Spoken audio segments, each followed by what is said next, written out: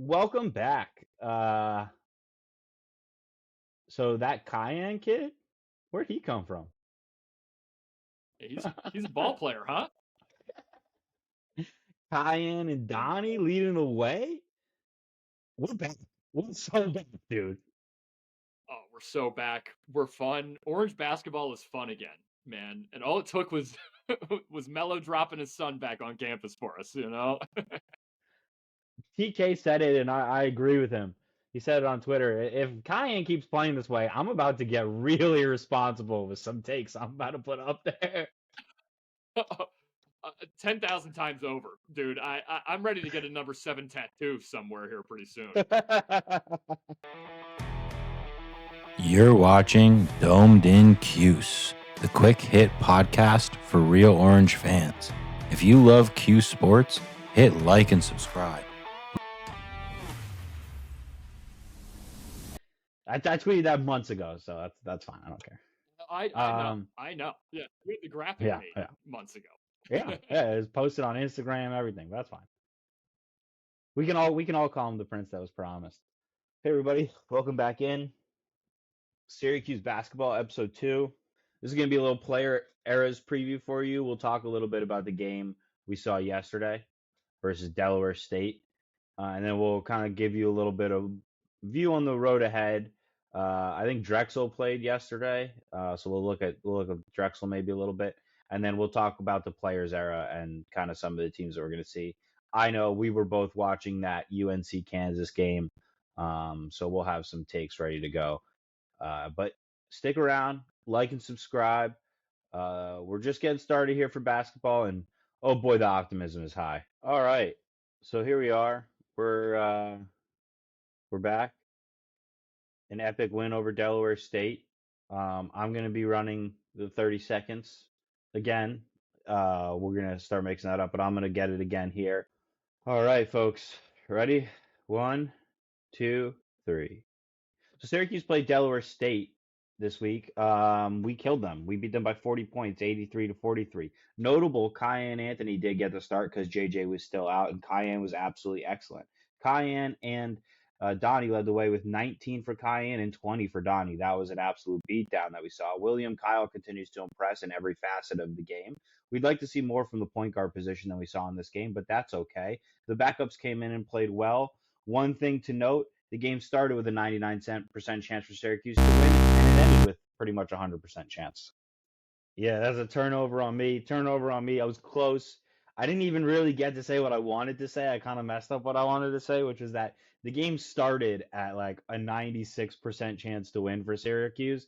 And one of the great things about this game is it never got closer than that. It was like 96.3% chance Syracuse wins, and it only got further away for Delaware State. So from the beginning to the end, we kind of just killed them. And that was like what my point, but I was already knowing I was going to go over. I got frazzled.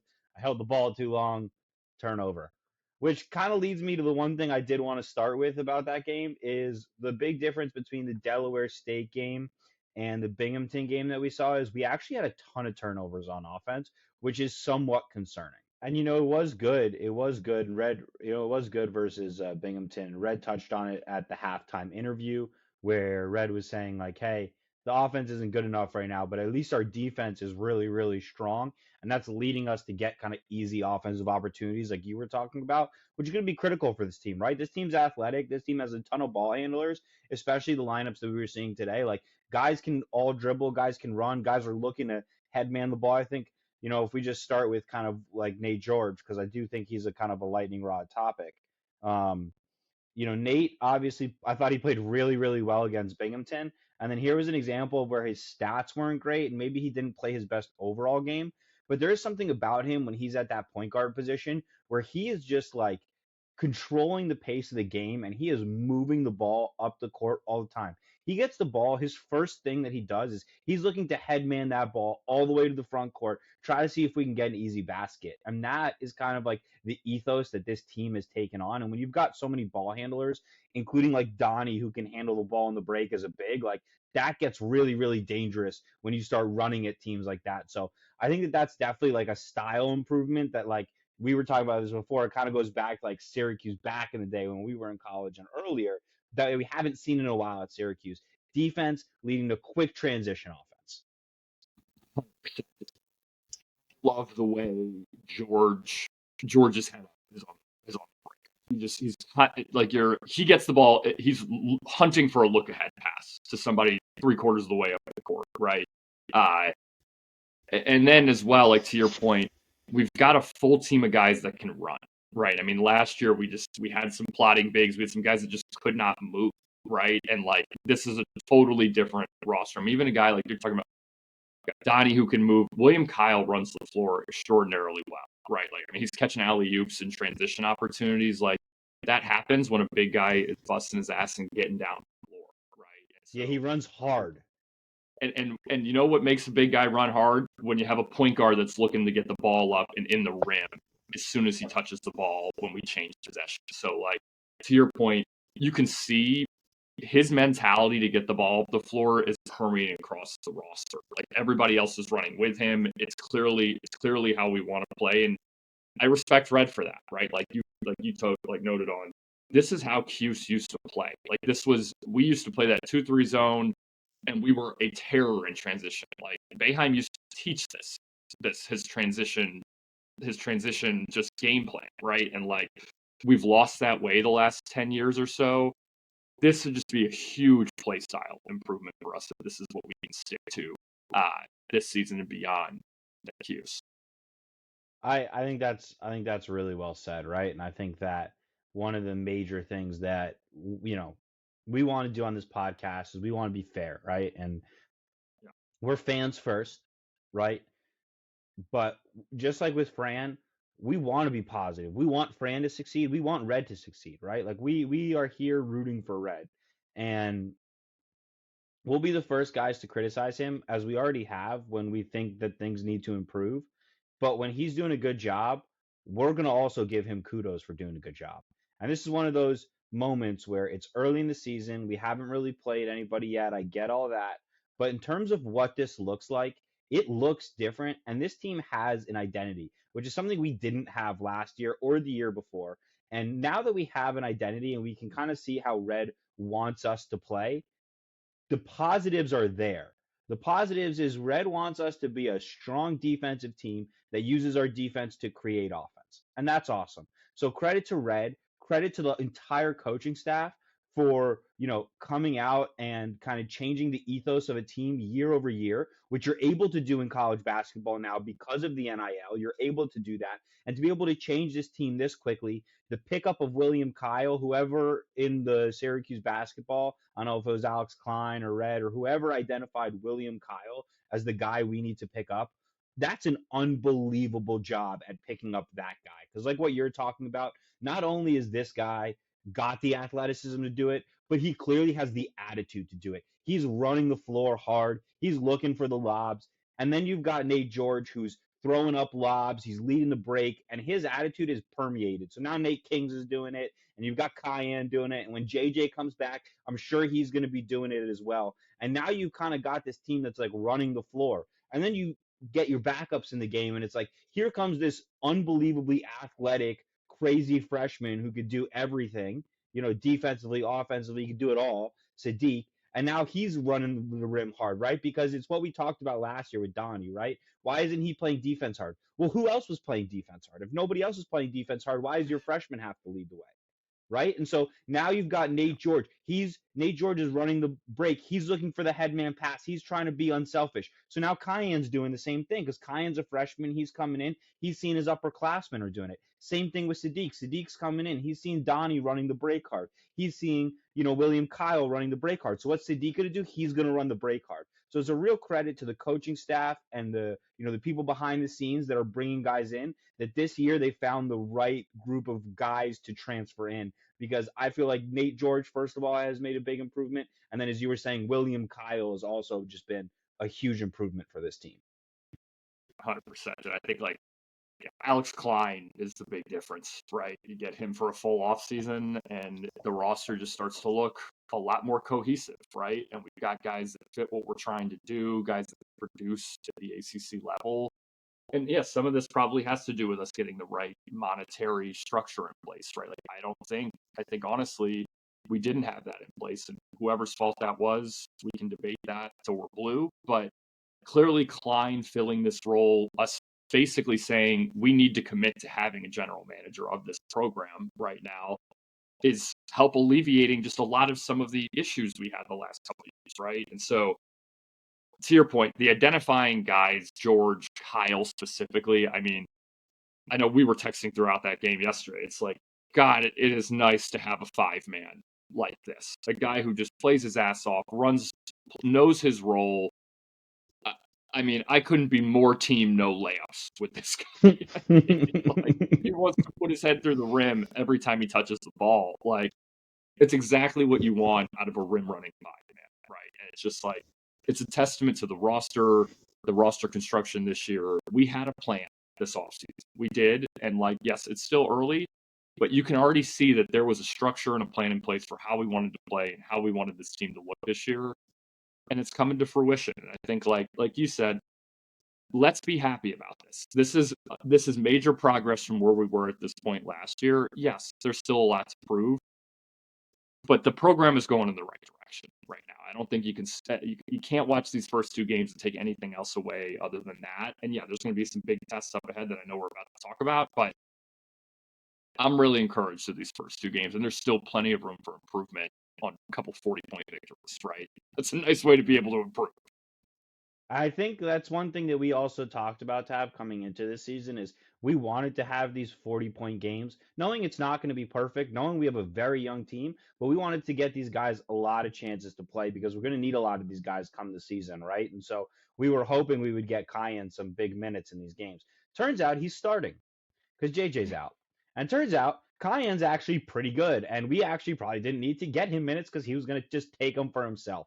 And that's kind of the attitude that Cayenne has out there on the floor. He wants the ball. He's going to take it. He's going to take it to the rim. He's like his dad. He's not afraid of anybody. He goes out there. He thinks, I'm the best. I should have the ball in my hands because I'm going to make plays and nobody can stop me. And that's just the attitude that we need. We haven't had guys like this in a while that are just like coming in being like, fuck you, like I'm the best player on the team, right? Like give me the ball. Nobody on the other team is going to stop me. That's how he feels. That's how Donnie feels. That's how Sadiq feels. And so just like having these young guys leading the way for us and getting these opportunities and 40-point blowouts to like watch Cayenne put up 19 efficiently, 8 for 11, right? He misses 3 free throws. After the game, what's Cayenne saying? My free throw shooting was terrible. I'm going to go shoot 100 free throws in the gym after this game. Like, that's the kind of attitude that we have not had. It's been the exact opposite with the fucking Pout brothers, right? No work ethic, no energy. You see it on the bench. Cayenne makes a big shot. Everybody's up on the bench. Like, Sadiq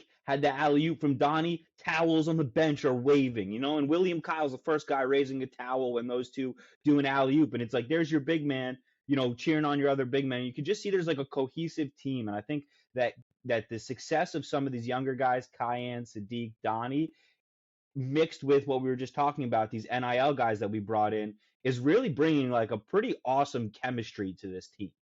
It is. I mean, it's guys who have had a lot of thoughts about the body language Syracuse basketball team has exuded the last couple of years. Like, I mean, this is a welcome change.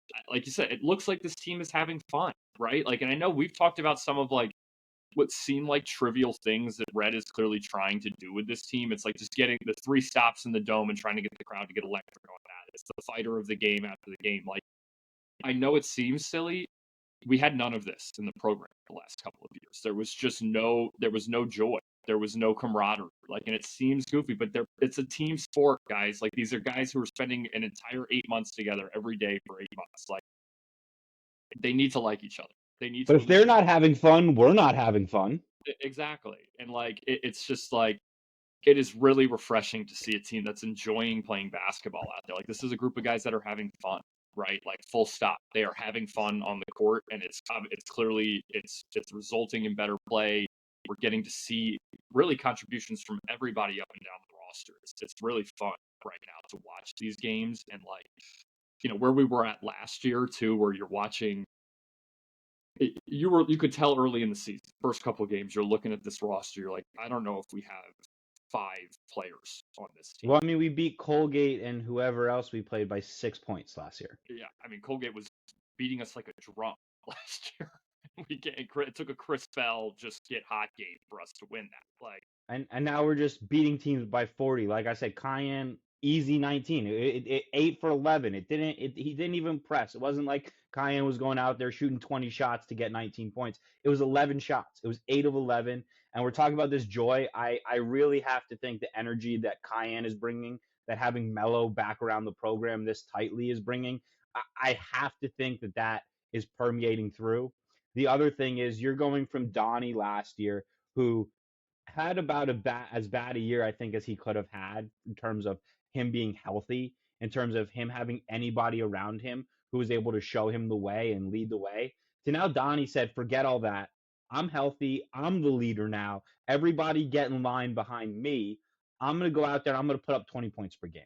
And there was a certain moment in the game yesterday where Donnie picked up, I think it was his fourth foul, and Red was about to take him out. And Donnie, you could hear him over the broadcast yelling, no, no, no, no, no, no, no, no, no. And he's yelling that at Red. Red, credit to Red again. He listens to Donnie, goes, okay. He leaves Donnie in the game for 2 more minutes in a game that does not matter. If Donnie fouls out, whatever. But what happens the next possession? That was the possession right before Donnie threw the alley-oop to Sadiq. What happens on the next possession? Donnie goes and gets another bucket. And then the possession later, the other team fouls us. We pull Donnie out the game, and Donnie's happy to come out the game. And now Red just built equity with Donnie, but Donnie also built equity with Red and the fan base in that, hey, he had too many stupid fouls, and we need to eliminate the stupid fouls from his game. We're still working on that. But he said, hey, coach, leave me in the game for 2 more possessions. I can make a difference. And then he went out and he made a difference. And that's the kind of leadership and kind of play we didn't see from him last year. That's completely different this year. So it's 20 points. It's rebounding the ball. It's getting out on the break. It's playing hard on defense. We got to cut down on the fouls. But everything I'm seeing from Donnie is showing me that he's ready to be the go-to guy for this team this year. Yeah, he's stepping up. He's stepping up, and I mean, the offensive skill set is pretty exciting, dude. It's pretty exciting. I mean, the first play of the game, we ran basically like a kind of a half screen and roll, which was really like a dummy to kind of set a half screen on his man so we could pop him out for a 3 to start the game. He hits it like in rhythm. He was ready to shoot the ball. Like, we were just a year early on Donnie, right? I think the expectations for him were ridiculous last year, particularly like you said, the roster he was playing with.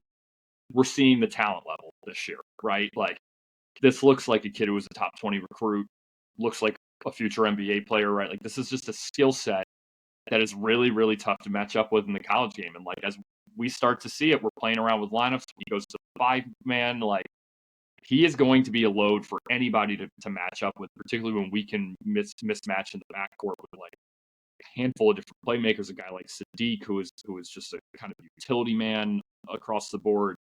Really, really encouraged by how Donnie is stepping up into like the leadership and kind of the alpha role on this team on offense. Totally. And there was another part in that game where early in the game, Donnie hits his first shot, which was a 3-pointer, right? And then Donnie gets a kind of another wide open 3 at like a couple possessions later. And Devendorf calls it out and he says, Donnie, I love Donnie shooting the 3. He should shoot him when he's open, but I want to see him get in the paint in this game.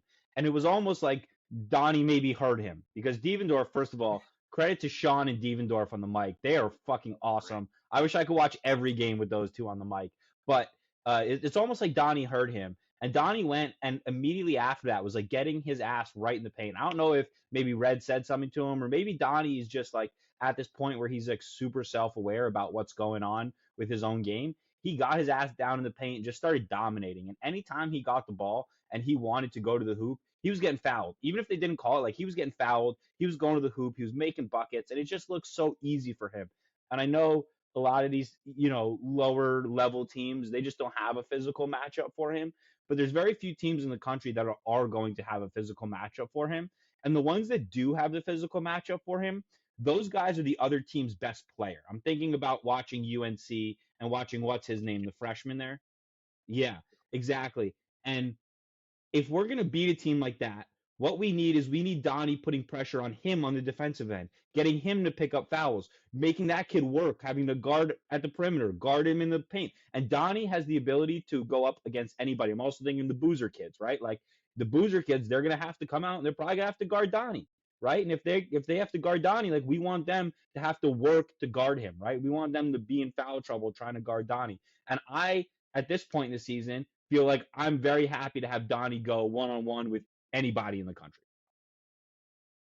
Yeah, and I think like we've talked about it too. Like I'm really encouraged by just like his strength for a guy who is more wiry and just in terms of his build. Like he is wiry strong. He plays through contact really well. I know it's something we highlighted in a couple of our previews. Like I'm really encouraged by the way he kind of has sort of like an off balance, not an off balance, it's sort of like an off rhythm off the dribble game, right? Like guys don't really know what he's doing. It's a weird thing to kind of describe, but he's really good at just kind of finding a way to muscle the ball up on the rim, right? And like It's like DDP. It's under like control. DDP in UFC, you know? Yeah, he finds a way. He finds a way, and he keeps himself balanced enough to get the ball up softly on the rim. And to your point, like when we start to play some of these teams that do have more size, his ability to draw guys out from the basket becomes a much more important thing. Like you're talking about with the guy like at UNC, we end up playing Boozer at some point. Like he doesn't want to come out. Cam Boozer doesn't want to come out the right? Like he's a big Right. guy. He moves okay, but he's not a guy who wants to be guarding a guy at the 3-point line. That's where Donnie becomes a huge mismatch issue. And not a guy who could take you off the dribble, face you up, back you down. Donnie can do it all, man. And the other thing is, you were talking about this, and I think it's a good point. Like his finishing through contact, him and Kiyan are both really good at that. And with the continuation rule now that they've brought into college basketball, where they're giving you like one more step, maybe an extra second or two, like those are two guys who I think are going to seriously benefit from that. Yeah, I mean, Cayenne just has a game that looks like he's been training with an NBA trainer. It really does. Like that low pull through move that he pulled off a couple times yesterday, where he was like splitting traffic and he just keeps it super low. Like that is straight out of like a summer workout program with a trainer.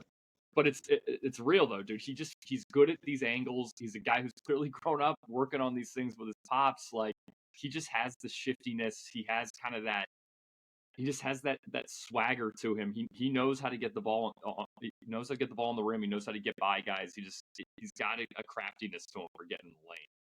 Yeah, he had one where he did a spin move and he kind of took the bump on the spin move and then got it up on the rim, got the in one, and I was like, oh, like that's gonna work. Like I don't care how we're playing that. Like that's gonna work against everybody because that's just a kid who knew exactly where the bump was coming from, knew to take it and kind of put it into his spin move and put it up on the rim. So it was excellent. The other thing that we're seeing from Donnie that oh sorry, go ahead. I just got one quick thing on Kiyan. One thing about him that I think is really encouraging too is as he's making this move, his head is up all the time. He's very under control doing this, and you can see it's why he had 3 or 4 assists yesterday. He's there as soon as he makes his move. His head is up. He's looking at the rim. He's looking at what's coming in front of him. He's ready for those little dump off passes to bigs. That's really encouraging because that's a lot of times something that isn't there with freshmen right away, right? Like they're making a move to score, and once they kind of get in traffic, it's like hey, the ball's got to get up on the rim or it's a turnover, you know. Right, like head he down. seems to have a really nice pace to his game there. Yeah. All right. So one of the other things about Donnie, and this is something we've been calling for, we've been asking for it since the preseason, and it's something we've been wondering how it would work with Donnie at the 5, but it works. Donnie at the 5 works, and a big reason that it works is because you have Sadiq at the 4, right? So Sadiq and Donnie on the floor together have looked really, really dangerous. Both guys are super athletic, and Donnie, while he has a little bit of deficiencies on defense, Sadiq's athleticism can kind of make up for some of that, right? So Donnie, if he could just stand there and keep his hands up a little bit more and stop kind of baiting himself into fouls, with the guys we have around him, the bigs we have around him, it's going to be just totally fine. And that even includes him being at the 5 at times. So that was really encouraging in the lineups where we went to Donnie and Sadiq. that really works and it pops out of the gate, especially on offense where Donnie has been not only a scorer but super unselfish finding the open guy. So I'm really encouraged by seeing kind of that partnership. And obviously Sadiq had 8 points in this game. He went out for a period because he landed on someone's ankle. Looked like he just rolled an ankle and he'll be fine. But again, he had 8 points, 4 for 5 shooting. So just a great performance from him on both ends. His defense just continues to be spectacular. I think there was one moment where he got like a point guard out 40 feet from the hoop, and it was like the point guard was drowning. He was like, "Where's my breath? Somebody throw me a life vest." 100%, dude. When he starts to get into just predator mode on defense, you could just see the other guy with the ball just wants to get rid of it immediately. He is a frightening guy to be guarded by. I'm with you, dude. I really like the small lineups. It's really nice that it's not something we have to go to like we've seen the last couple of years, right? Where Jair Davis or a Malik Brown at the 5 for 20, 30 minutes in a game. We don't have to do that, right? This is something we can deploy when it works and when we want to change a pace and we want to get this thing getting up and down. And to your point, it looks really good early, right? It looks really good early. I think it's clearly a lineup that gets us up and down the floor. So yeah, man, I'm really encouraged by that. And I think Sadiq, it was nice to see him come back. Obviously a little scary to see him turn an ankle there, but he looked fine. A couple nice right-handed floaters. He had a nice, easy dunk a couple minutes after he came back in, too. He looked no worse for wear. Yeah, I mean, just everything I'm seeing from these freshmen and Donnie as a sophomore is so encouraging, man, because we talked about these guys needing to be, potential for us. And we talked about Sadiq's probably going to need to play starter minutes, even if he doesn't start. That's looking like you're going to have to find ways to get him on the floor because he's an insane athlete, man. And the things he can do defensively, it's just not replicated by anybody else on our team. I'm honestly not even sure it's replicated by anybody else in the country, what he can do defensively. Picking up 1 through 5, rebounding, attacking the rim, defensively attacking the rim. I mean, just looking to swat guys. The stuff that he could do is insane defensively. So I don't know that there's another player in the country that's like him. We're going to have to find ways to just get him on the floor. And part of that is going small, right? So totally, 100%. But to kind of wrap this a little bit, I think overall as a fan base, we need to realize these first couple of games whether the opponents matter a whole lot or not, they're actually really impactful for them. It's just getting the season off on the right foot. I also don't think people realize the value that this is generating for us on the recruiting trail. Kiyan coming out and going 15 and 19 his first 2 games, getting a ton of national media coverage. Sadiq playing well. Throwing down lobs, throwing down dunks everywhere. Everybody's doing it. Melo talking about him on national television. This stuff matters. It really does matter. I know we've put out a handful of videos about just the presence that Melo and Kiyan bring. It really, really, really does matter. And you see the chatter all across the interwebs on this. This is just not something we've had at Syracuse in terms of national spotlight. It is really, really important that we capitalize on this. And it also matters a lot for our net. Our Ken Palm rankings have skyrocketed since we've won these 2 games. Yeah. And that matters when it comes tourney time. So before we move on from this game, just quick roundup for the rest of the bench guys. Fennell needs to play better. That backup point guard is going to be a question. We're going to have to talk about that a lot. When JJ comes back, is that something that he's going to have to take, a bigger role in that kind of backup point guard role? Does he come off the bench? Does Nate Kings come off the bench? Because Kiyan just kind of might need to start right now the way he's playing to start the season. And Betsy hit a couple of threes. We're still working our way in with Betsy, but there's definitely a lot there. And then, Zephyr continues to come in and give us solid minutes versus these lower competitions. As an emergency guard, he looks good. And finally, Soiree. Soiree rounds out the kind of 4 big rotation really, really well. I really impressed what I'm seeing from him in limited minutes. But that's all we're going to really ask of him is to give us energy, give us effort defensively in limited minutes. And can he continue to do that? I think he can. let's move ahead. I think we want to have a conversation now that we've wrapped that game about where we go from here as Syracuse basketball and like what our expectations are for the season. I don't think my expectations, Tav, have changed from preseason till now. I think coming into the season, I wanted us to be solidly in the NCAA tournament. And now that I've seen this team, this is an NCAA tournament level team. And I expect this team to be somewhere around a 6 to an 8 seed and a team that is not on the bubble. We might not be like an elite team in college basketball this year, and that's okay. But I do think that this should be a team that comfortably makes the tournament, that, has the chance to go in versus a team just as good as them and win a game in the tournament too. So that's why I'm like 6 to 8 seed, where you're not going to go in as like a 1 seed or a big advantage. If we do that, I think that's an overperformance. And if we do anything less than, an 8 seed, if we're a late bubble ad or we don't make the tournament, then I think we need to have more conversations about what's happening with this program, because there is a lot of talent on this team, and this should comfortably be an NCAA tournament team. You want to keep the gas down, but this is the right way to kick off this season, that's for sure. But I totally agree, man. The talent is evident and it's validating the expectations, and they're going to be there the rest of the year. And that's not me changing tune in any way. It's just there's going to be a level of expectation with this team because the talent warrants it. Yeah, and I think we've been talking about that.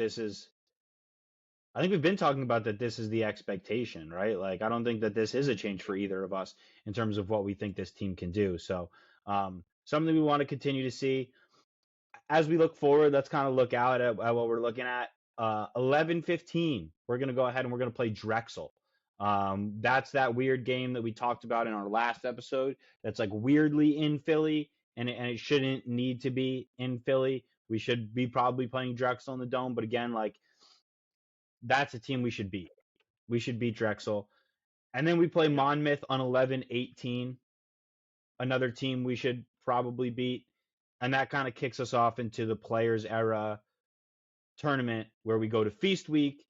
And we're going to be a really big like kickoff 2 weeks for us, because right after we come out of Feast Week, we host Tennessee in the Dome.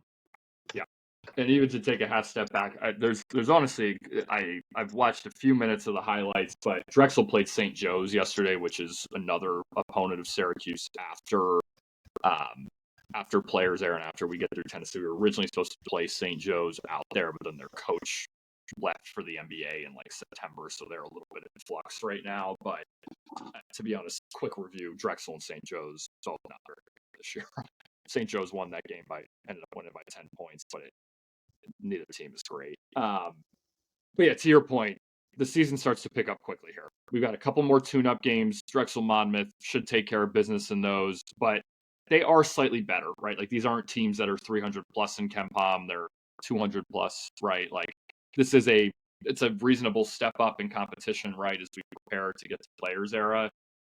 I will say I can't be remiss to not note that there's going to be a major step up in competition though once we get to Players Era, right? To have to go from basically Drexel or Monmouth right into Houston, there's no starker contrast than that, right? So I think there does need to be a little bit of like, that game might be a little bit funky for us, right? Like, that is a very aggressive, tough team.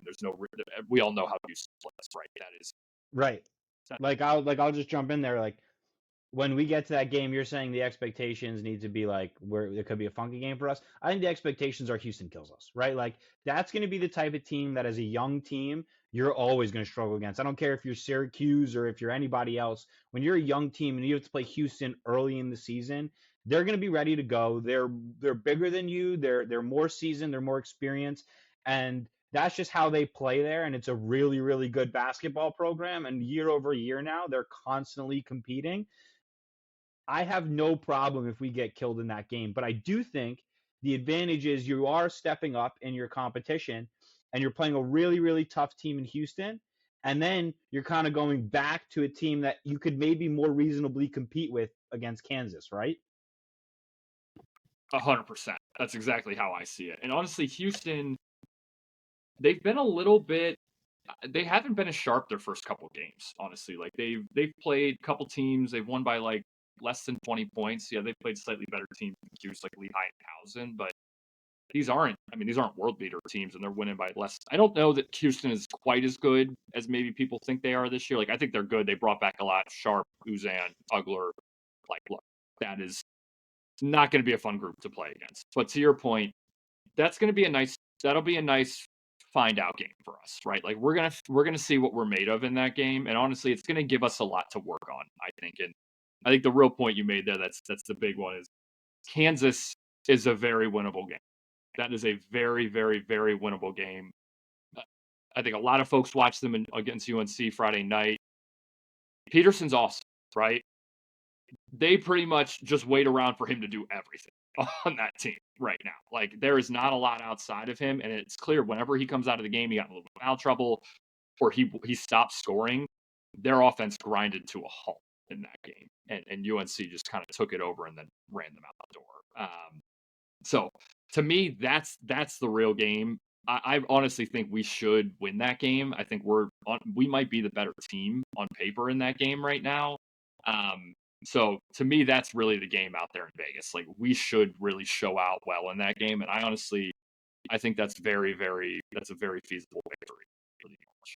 So we go against those three teams: Houston, Kansas, Tennessee. I think we need to win at least one game of those three. Yeah. Right? Like, that's going to be key for us. We're in such good shape in terms of the tournament positioning, right? Right. Totally. I totally agree. We need to win one of those three. As we look at it, like, what are the keys to those games? I think for Houston, like we're talking about, like, one of the keys is going to be, can we continue our defense? And can that defense continue into transition offense? Because if we're going to have any chance against Houston, we're going to have to play on the break. We're not going to score on them that much in the half court. They're elite half court defense. And if we can make it more of a track meet type of game than a slow, grinded out game, that's how you beat Houston, right? Because if you get into a slow, grinded out, half court set, slowly dribble the ball up, Houston's just, they're going to manhandle you eventually, right? So we need to make sure that's a running game. As we get to Kansas, I think one of the rebound.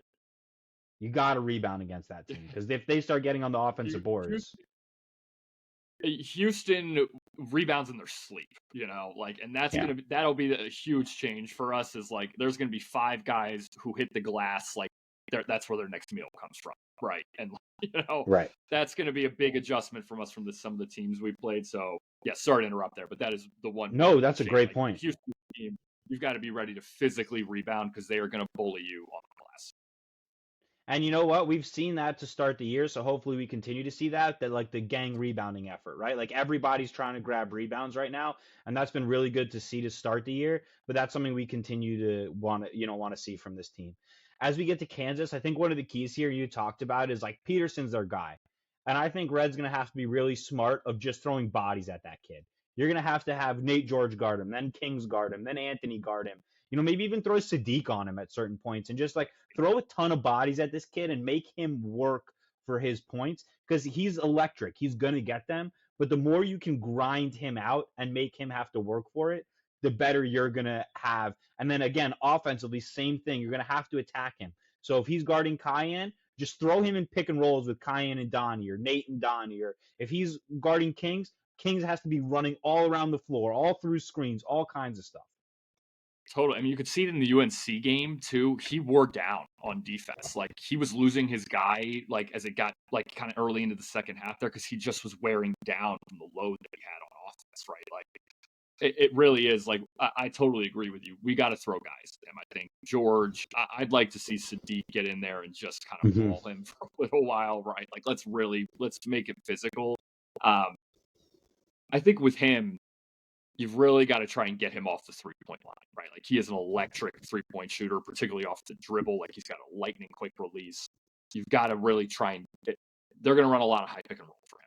You've got to run him off that, and you got to try to get him taking as many top twos as possible. And he will take them, and he's going to make them, right? But you got to just get him taking 17 footers and not 22 footers in this game. But yeah, dude, I think overall. Wait, can I just touch on that? Can I just jump in there? I think that where you're talking right there is the key of how you get Sadiq on him. Is if Red is smart, what he'll do is he'll put Sadiq on the big man that they want to run the pick and roll with, and you just switch it, and you just force Peterson to have to get around Sadiq, and you help on the big man trying to go to the hoop, or you just force him to dump it off to the big man and make the big man their best scorer. Because what's his name, the Flory or whatever that kid's name is, he's great. He looked great to me, and that's kind of a matchup worry for me as we play against them. But again, if they're gonna force it to their big man all game and he's gonna beat us, then let him beat us. Let them beat us with option B, and just if you could switch Sadiq on to Peterson in that pick and roll, then it kind of negates what he's good at, right? Because now all of a sudden, oh, you're just playing pick and roll, but you're going up against Sadiq now, so we're actually getting the better matchup there. Exactly. It's like we just need to make sure we're very cognizant about who is going to be the big in defense on the roll there. But I'm with you. Like, Flory's a good player. He's a play finisher, right? Like, he's not a guy you're going to dump the ball into and expect him to put up 22 and 10 and 5, right? Like, if he ends up being their leading scorer in that game, that's probably a great outcome for us, right? Like, because it means we got the ball out of Peterson's hands and it just had to find other guys, And so I agree he's going to probably be a problem because he's just size-wise a little bit bigger than I think we're set up to deal with right now. But to your point, I don't know, man. I think we match up with this team pretty well. I was not really impressed with their supporting cast outside of those two guys. I think if we can control Peterson and we just don't let the other guys have a day, we should be in good shape to be really competitive in this game. So one thing on that is we do have to watch out for Council. He's a little bit of a he's a microwave, right? Like he can start making some threes and bury you. So that's kind of a guy you're gonna have to stick off, and you're gonna have to make sure you don't help off of him. But the other thing is, one thing I saw in this Delaware State game that I thought was really impressive was William Kyle doesn't give up body position, and neither did Donnie. So William Kyle just used like lower body strength to push his guy 20 feet away from the hoop when he was trying to post up on him. And that's the kind of thing, like, I know he's not going to be able to do that against everybody, but it's clear that he's just not going to give you an easy bucket. He's not going to let you just get position. And a lot of our big men in the past have just like let other big men just like set up right where they want to and not push them off the spot and not like worked hard before they got the ball and just tried to guard them when they got the ball. And the other thing was when Donnie got in there, since he maybe doesn't have that same strength that Kyle does, what Donnie was doing is Donnie was just fronting the post. And he was making that guy have to make a much tougher catch over a long guy and say, hey, if you can make a beautiful play at the rim, like fine, but I'm going to make you make a tough play. And that's a good coaching adjustment there. I noticed that as well. It's a really good call out. That's where Donnie should be positioned if he's trying to guard the post 90% of the time, I think. He's got super long arms. It's a really tough, over-the-top, like, lob entry pass there. Like, we've watched a lot of college basketball. That is a lost art in the college game. Kids do not make post-entry passes well at all anymore, particularly that lob over the top. Like, and we saw it last year. Like, Donnie he's tall and skinny, right? Or tall and thin. Like, he's not a guy who's gonna push a guy out with his legs and get him out to the elbow, right? So let's use what he's good at. He's got super long arms. He's a tough guy to get passes over. Super athletic, can jump up there. Exactly. Like, and that's the perfect way to use that size and skill from him and make things just not give everybody the same look as they're trying to basically execute against us in a half-court offense. So then with the Players Era tab, do we play those two and then we play a third game kind of thing? Is it like the other tournaments? Third game, that's TBD right now. Okay. That's exciting. So that's where we're headed. And it is interesting that this is kind of where college basketball is headed, because obviously the Players Era tournament is NIL based, right? So that's kind of where college basketball is headed for these preseason tournaments.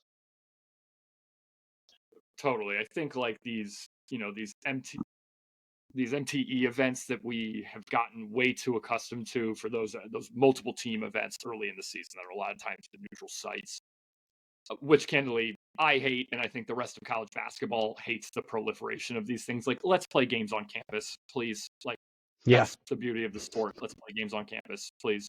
But aside from that, if we're going to do these events, these are, to your point, the style of events that are going to happen moving forward, right? Like, the programs need incentive to go do them. If not, they'd rather just play them at home, which I agree with. And so this is going to be the format going forward. I think Players Era will probably be the biggest one of this type. And you can see by the field, right? Like, it's all blue bloods or top of really like college basketball, right? Like, they brought programs in who they thought would have a draw, and that there's a reason for that, and so this is going to be the style of event that we see early in seasons, I think, moving forward here. And candidly, I'm supportive of this. I'm tired of us playing random games in Philadelphia or I don't know, where the hell, at Barclays Center. Like, I'm good on that. Like, I want to play in the Garden. I want to play in things that can make us money, and I want to play in the Dome. And if it's not one of those three things, I'm kind of good on it early. 100% agree. And the other thing is like with the style that we're hopefully going to play, we're going to be a lot more fun to watch for your casual national consumer. Add in the fact that we got Cayenne, who's absolutely balling right now. Like, we're now a draw, and it's fun to be a draw and then go play against other teams that are also a draw, right? Like Kansas and Houston and Tennessee. Like, those are going to be fun matchups if you're just like a casual viewer and you want to watch college basketball. I know personally, like this weekend, like you're saying, like let's have these games on campus. Two of the best sporting events that happened this weekend were UNC Kansas, which was a great game at UNC on campus, and then last night Arkansas Michigan State, which was another great game. Izzo Calipari, and you had both teams in Michigan State. It was an electric atmosphere. Like, these are the kind of games you want to see early on in college, and it's fun for us to be able to go to the Players Era tournament, play Houston, play Kansas, play a TBD game, and then come back and play Tennessee in the Dome. That's going to be really, really fun. So I like that we're doing these things, and our style of play, I think, is going to make us, definitely more well liked nationally than we have been the past few years. Totally. Maybe we can avoid Tennessee on the schedule next year. That'd be fucking nice, huh? Tired of playing them because they're another team that's in that Houston group, though, that is just like, you're in for a rock fight in November playing that team. Like Rick Barnes, you can say a lot about him. What you can't say is that his teams aren't physical. Like, they are physical every year, and so. And they're always better say, in December than they are in March. Always. But I will say that team isn't quite as good as they've been the last couple of years either. So I think that actually is a game, in the Dome that we actually have a chance to be competitive in. Tennessee hasn't looked great their first couple of games this season. So, I mean, if we assume we win the Drexel Monmouth games, and then after Tennessee we play 5, kind of whatever teams, and we can get at least one win from the 4 games we're going to go up against tougher competition, you're already sitting there at 10 wins before you even get into ACC play. And I think that feels really, really good, especially if, in some of the losses that you have versus these better teams, you're in the game and you're not just getting blown out by all these teams. But, if you give a win versus Kansas and then a close loss versus Tennessee and a good game versus Houston, like, all of a sudden you're a 10-3, 11-2 type of team, and you're entering ACC play in a position where, like, you're going to be well thought of nationally, and that's, I think, the formula to get us into that tournament. So I think that's where I want to see us: 10-3, 11-2, entering ACC play with not terrible losses on the resume. And then we play our luck in ACC play, and we'll get to it. We'll play Duke, we'll play UNC twice, we play Louisville. So we have some good games in the ACC to continue to pad our resume, and I think that's kind of the formula for where we should be as a program. Yeah, I totally agree. And yeah, man, I know I'm looking ahead a little bit. I think Tennessee is a winnable game for us. They're big, they're a size team, but their backcourt and wings are not that big. Like, they've got Jacoby Gillespie from Maryland. He's little, but he's a good shooter. Like, they're basically starting 3 power forwards right now, or 2 power forwards in the center. Like, they're not as functionally diverse from a versatility standpoint as they've been in the last couple of years. So, to your point, and that's going to be hard for them if we run. If we run, that's going to be hard for them. Totally. So, like, I was worried about these 3 games a month ago. I really was. Like, I didn't like having to play Houston, Kansas, Tennessee there with another maybe mystery game against another good team in there. I don't feel that way anymore. I think there's a win in there, at least one.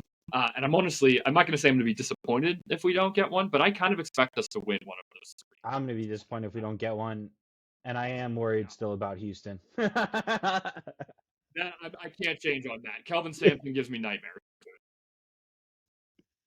Yeah, Kelvin Sampson's a great coach. The other thing that I noticed when I was watching that game is even when we go small, so you're just talking about Tennessee, being bigger and whatnot, but like even when we go to our small lineup, height wise, it may not be the biggest lineup, but when you're going like Nate George, whether it's Nate Kings or if it's JJ or whatever, and then you're going Cayenne, Sadiq, Donnie, it's long. Like on the floor, like functionally, there's just arms everywhere, dude. You're not positionally small anywhere other than maybe the 5 there. Like everywhere else, you're not small. Like you match up fine everywhere else there, and you're actually maybe positioning a little bit larger at point guard, Right. maybe small there. So like, I totally agree. Like we have the length and versatility that even when we go small, it's not like we were a few years ago, right? Where it was Judah, JJ. Like at times we're playing Copeland at the 4, right? Like Right. that is not Right. that guy's a point guard. Like Right. that was like we went through a way different era where we went small and we're playing like 4 guards, right? That's not what Right. we're doing. Right. Right. We're playing guards that could almost be they're more wings, right? Because they could be small forwards. Totally. A guy like Sadiq is a true 4 who you're basically playing 2 4s as opposed to a 4 and a 5, Right. And that lineup, just because the ball handling with that lineup is so dangerous. It is so dangerous. I'm interested to see what happens when JJ comes back, and this will be something that we'll have to discuss because I do feel like Cayenne does need to start. And I don't know if it's going to be at the expense of Kings or at the expense of JJ, but I think it's going to be at the expense of somebody because he's playing too well to keep him on the bench. Yeah, I mean, that's what's nice about basketball, dude. Is you get minutes, you produce, they find more minutes for you, and so I agree. I think like he has a couple more games like this. It's going to be tough to keep him out of the lineup. But that's a nice problem to have, dude. When you have too many good players, right? We've had the opposite the past couple of years, so very much so. Cool. All right. Well, anybody that's still with us, thank you for being with us for this episode. Our channel's seen quite a lot of growth recently, so we're hoping for that to continue, and we appreciate all the support from everybody. So thanks to everybody for tuning in, and we'll catch you on the next one. Let's go Orange, baby.